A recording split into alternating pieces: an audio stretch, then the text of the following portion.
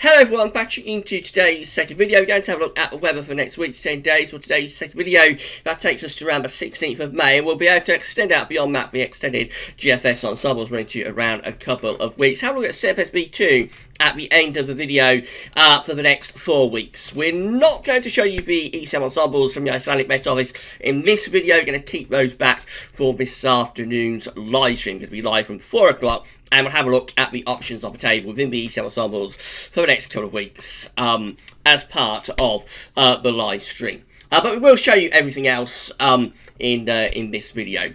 So I'll get on that with you very shortly, just to say that the first video released today was the 5-day forecast. So interesting 5 days coming up. It's going to be very warm for a couple of days. So we're going to have some heavy showers breaking out, and then it's going to get a lot colder as we go through to the end of the weekend and into the early part of next week. You will notice the plunge in temperature.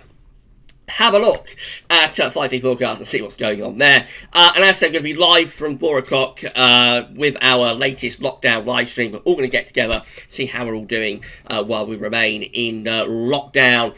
And that's going to be with you from 4 o'clock. So I'll be embedding the video with that onto gazoffice.com and also within our social media accounts. But if you want to get involved in the live stream, if you want to ask questions and get involved in the live chat, then you will need to click through video and go through to YouTube, because I'm doing it on my own, so I haven't got time to go around all the social media accounts, see what everybody's saying. So if there's questions you want answered, then if you can ask them through the live chat on YouTube, that would be really, really useful.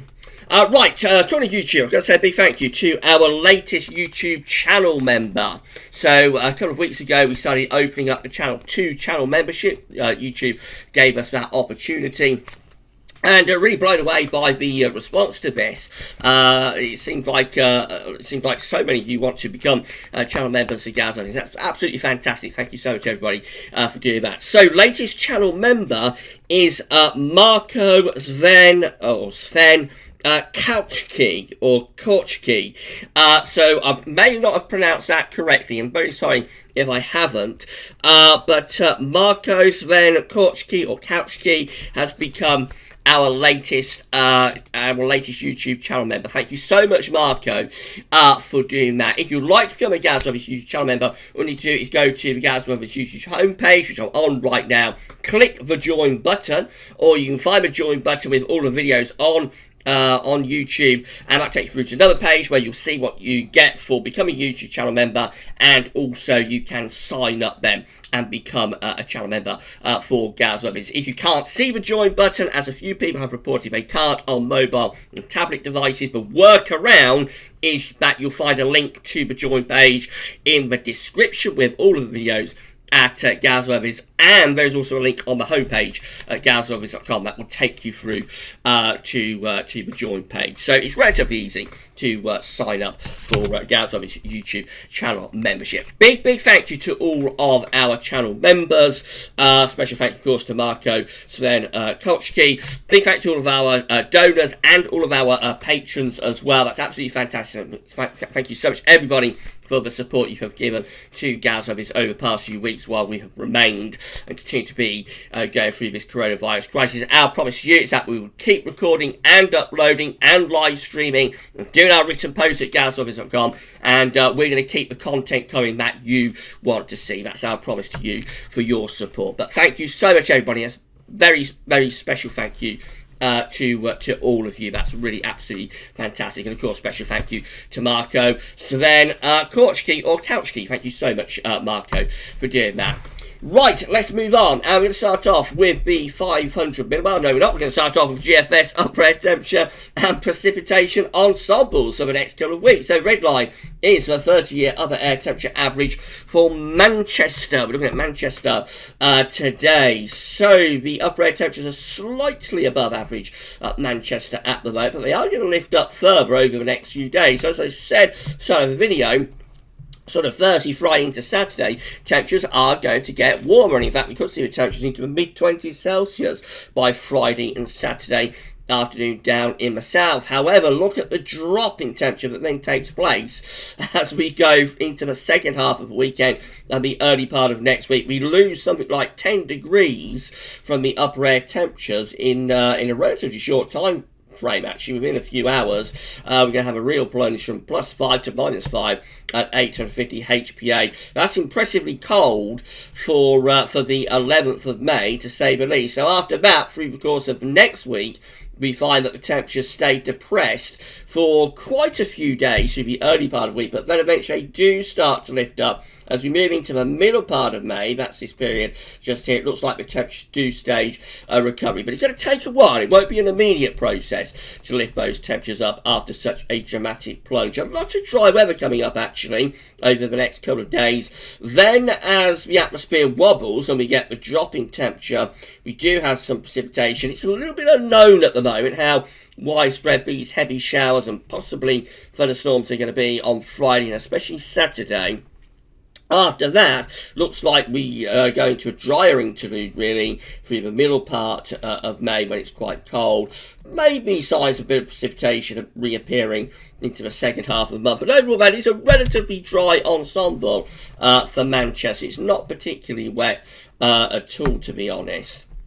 Temperature anomalies from the 6th to the 14th of May are below average. So it's going to be a colder than average week coming up. We're not alone in that. Most parts of Europe are actually looking colder than average as well, particularly so across Scandinavia. But much of Europe coming out with below average temperatures in the week ahead. Precipitation anomalies from the 6th to the 14th of May, drier than average for the UK and for Ireland as well. So despite some heavy showers on particularly Saturday, overall, as an anomaly for the week, it does look relatively dry. Mind you, if you think that this is cold for Europe, look what's happening over in America.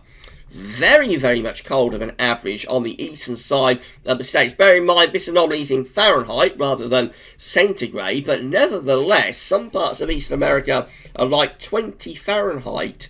Below average, can you believe? So, where was all of this cold weather in the winter? That's the question. When a lot of people wanted it, it was found wanting. And now here we are, we've got into late spring, and these northerly winds are being unleashed on both sides of the Atlantic. So much, much colder than average across these parts of America, warmer than average on the eastern side of the states. Precipitation anomalies varying from state to state as usual, but overall I think many parts of America actually are drier than average. But it really is that temperature anomaly. It's very, very impressively cold across many eastern and northeastern parts of America. Just go show you can get it cold on both sides of the Atlantic sometimes. So this is how the geobase is looking for Saturday. This is all covered by the 5-day forecast, of course. So on Saturday, we are building the heights up over Greenland and Iceland. There they are. The high pressure is building up over Greenland and Iceland. We're trying to turn wind into the north.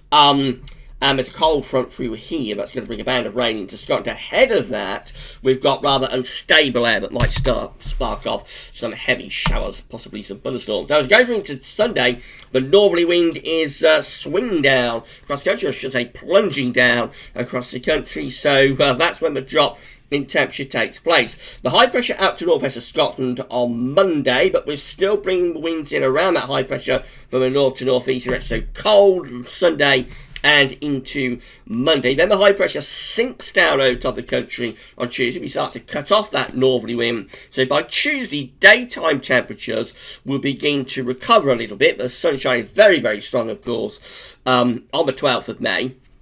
So when the sun is out on Tuesday, the temperature will start to stage a recovery, but by night, this is a perfect recipe for frost. It's very late in the year, 12th of May, to get frost, so there can be a lot of delicate plants and fruit blossom that we've got to think about. If you are a gardener or a grower or a farmer, you will need to cover up anything delicate through the middle part of next week under that ridge of high pressure, with some possibly unseasonably cold nights likely. As we move into the second half next week, the frost risk should diminish. The high pressure starts to push back northwards, and we begin to pick up a bit of an east to southeast wind. As that wind picks up, it should start to drag in some warmer air from central parts of Europe. If you follow the isobars back, you can see that the air is actually originating south of east coming into the UK. So easterlies are never going to be particularly warm in May, but with the air originating from down here and pushing northwards, we should start to see the temperature warming up, I think,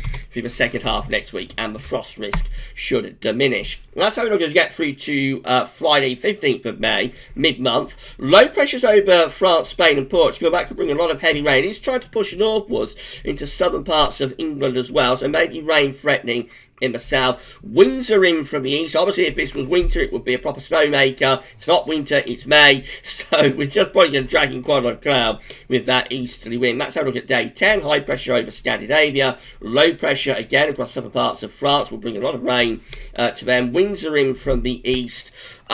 And again, I think that's a relatively mild or relatively warm easterly as the air originates south of east rather than north of east. So that should be a relatively warm easterly as we move into day 10. But there will be probably thundery showers threatening more southern areas from this area of low pressure that's over France. That low pressure gets a bit further north by Sunday the 17th, just beyond day 10, into the low country. So again, that could threaten some rain into East Anglia, South East England. For many northern areas, though, the emphasis is on dry weather here with this Scandinavian high. As we move out beyond that into extended range, then everything starts to go rather slack. So this could see thundery showers breaking out, but probably relatively warm temperatures as we move into the second half of May. These charts are very, very indicative of May, kind of thing you tend to get a lot in May, with very slack gradients, high pressure over Scandinavia, easterly winds. It's why May is one of the hardest months to forecast for. So it's all rather typical, really, of the time of year as we move into the second half of the month. That's how the GM is looking. So again, on Saturday, we're dropping a cold front into Scotland as heights rise over Greenland and Iceland. There could be some thundery showers breaking out ahead of it. And then on Sunday, look at this. Here comes the north to northeasterly, blasting down across the country. Temperatures will plunge, and we could see snow falling to low levels across northern and eastern parts of Scotland. Monday keeps us in that northerly wind. We're still more or less in the northerly on Tuesday as well. So actually the GM is extending that northerly out a couple of days through the early part of next week. Eventually the high pressure starts to topple in across the country. We cut off the northerly. Under that high pressure, obviously there is a significant frost risk.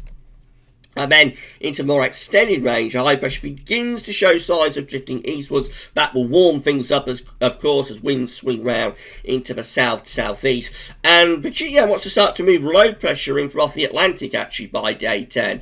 So possibly turning wetter, but also warmer by the time we get through to Saturday, the 16th of May. The ECM also raising the heights over Greenland and Iceland. High pressure is properly building up there. Cold front beginning to move in towards northern parts of Scotland, bringing heavy rain. Ahead of that, we might generate some heavy showers or thunderstorms. There's the northerly as we go through into Sunday. Yes, north to northeasterly winds are unleashed across the country. Should we have a look at the upper air temperatures with that northerly? There they are. Yes, we bring the minus 10 Celsius isotherm into central and part of Scotland. Now, I've been expecting this minus 10 Celsius isotherm to eventually pull up short of the UK, because obviously to get temperatures down to minus 10 at 850 HPA in the second week of May is highly, highly unusual and abnormal. I mean, we very rarely saw the minus 10 Celsius isotherm at any point through the winter just gone.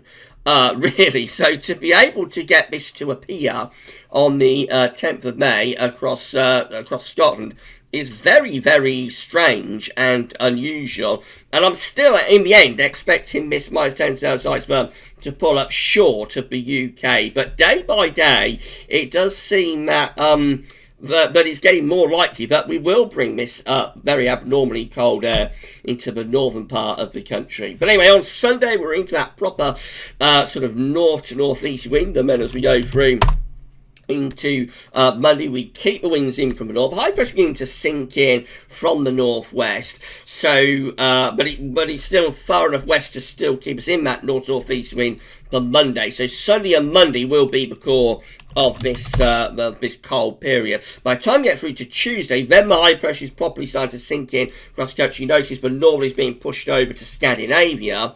Be interesting to see how much late to spring snow there is across Scandinavia through the early part of next week. But for us, we're beginning to cut off that northerly. However, under the high, it will still be cold at night. Temperature probably do start staging a bit of a recovery by day, but by night it will still be cold under that ridge of high pressure. So watch out through the early and middle part of next week for the risk of significant overnight frost.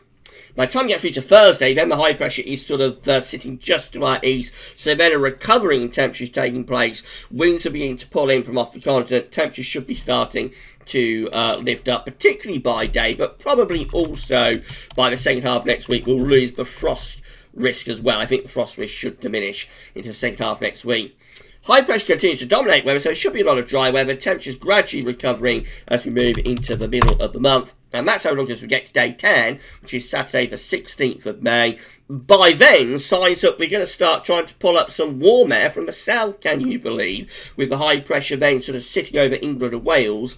We're trying to have a go at re-establishing an Atlantic flow for northern and western parts of Scotland, but the main thing with that is that it looks like going to have a go pulling some warmer air up from the south. So there's the upper air temperatures at day 10 with the ECM. And you can see that we are beginning to waft up some warmer air from the south and from the southwest too. So could we go from being like abnormally cold to very warm? Maybe beyond day 10. It's a bit early to say yes or no to that, but certainly the ECM looks like it's having a go at pulling up some warmth by the time we get through to day 10. Which of course is the 16th of May. Right, this is how precipitation is looking based on that ECM run from Tameteo.com. Lots of dry weather coming up over the next few days. Some showers in the west, but plenty of dry weather to come really. As we move through to Friday, we may generate a few more showers on Friday, particularly for more northern areas. It's Bank Holiday Friday, of course, but for Scotland, Northern Ireland, Northern England, some showers could break out. Maybe a few across parts of southwest England and the South Midlands as well on Friday. They quite quickly die out, though. Then on Saturday, there's the cold front. That's the cold front coming into Scotland. Behind that, the air turns much colder, proper Arctic origin air behind that cold front. Now, this is 6 o'clock in the evening on Saturday. So then we've got the band of rain, of course, on the cold front drifting southwards down into southern parts of Scotland. Behind it, you see there is a suggestion of a little bit of winteriness over high ground. Now, this across northern England and down into the rest of England and Wales, possibly for Northern Ireland, that is heavy showers and maybe thunderstorms breaking out on Saturday afternoon. So the greatest risk of getting storms, thunder, and heavy rain from this change from warm to cold that's happening over the weekend is probably later on Saturday afternoon, Saturday evening. It's one to watch that we might get some big showers and thunderstorms breaking out later on Saturday. Then the cold front carries on moving southwards. There's heavy shower risk diminishes, but we do have this band of rain continuing to move southwards. Sort of fizzled out across more western areas. Could bring some rain to East Anglia, southeastern England. That's 6 o'clock in the morning on Sunday. Notice wintry showers with snow to low levels packing into northern and eastern parts of Scotland. And there we are on Sunday. Midday on Sunday, snow showers into northern and eastern parts of Scotland. We'll be live streaming on Sunday, by the way, at 5 o'clock, and it'll be interesting to see how many people tune in from the north and tell us that they've had snow. Maybe it'll be like a snow watch live or something. But anyway, we're going to have snow showers across northern and east parts of Scotland to low levels on Sunday as that cold front, which will be a very weak feature by then, sort of clears away to the southeast, and then we're left with wintry showers running down the east coast really, and may soon start to diminish from Sunday into Monday as that high pressure builds back in. And then we go into an extended spell of dry weather, just not much happening for the rest of next week, with high pressure dominating and just gradually seeing a recovery in the temperature. By the time you get through to day 10, just bring a little bit of patchy rain to northern western parts of Scotland, but otherwise it's mainly dry and temperatures then should be a lot warmer. Finally, CFSV2, as I said, we're going to show you the ECM ensembles from the Icelandic Met Office in the live stream this afternoon. So we move on finally to the CFSV2. These are 500 millibar heights, break it down into weekly periods. The first weekly period will take us from the 6th through to the 12th of May. The coming week does have a lot of high pressure dominating. We know that the high is on the move, though. It's moving that way, which should start to allow colder air to plunge down from the north eventually. Week 2 is the 13th to the 19th of May. Then we have a weak ridge sitting to our east, low pressure coming in from the Atlantic. That looks like it should be warmer, but potentially a little bit more unsettled, I think, with that low pressure maybe moving into rain from the west. Week 3 looks like it could be quite warm. This is the 20th to 26th of May. Then high pressure is getting going to our south. Low pressure is out to the northwest. The way the wind squeezes in with that should bring the air up from the south to southwest. So it may be a bit unsettled, particularly the northern areas, perhaps quite wet there. But temperatures could well lift up, and that might bring some potentially very warm air into more southern parts of the country. And then week 4 is going to be the 27th of May to the 2nd of June. Then it all looks a bit complicated. So we've got a ridge centred really long way from us across eastern parts of Europe and western Russia, although some sort of extension is building into central parts of Europe. There's also hints of some high pressure up towards Greenland and extending back into the Arctic, so hints of a bit of northern blocking around here, and then low pressure to our west. That could be turning more unsettled as we move into the early part of June. Possibly, but it's a rather complicated pattern, and it's 4 weeks away, so it's not really worth worrying about. So there we go. That's how it's looking over the next few days. We're still on course for this major Arctic outbreak as we go through the weekend into the early part of next week. If this was winter, we really would be facing a proper northerly old blast and quite a lot of seriously cold weather with this. But we're going to get this northerly blast over the weekend into next week, possibly before the northerly sets in. We get heavy showers on Saturday, and then next week we're watching out for the high pressure to come back in across the country, topple back in, gradually see a recovery in the temperature, although there will be cold nights. By the time we get through to day 10, I think we could be looking at something reasonably dry and probably quite a lot warmer moving into the second half of the month.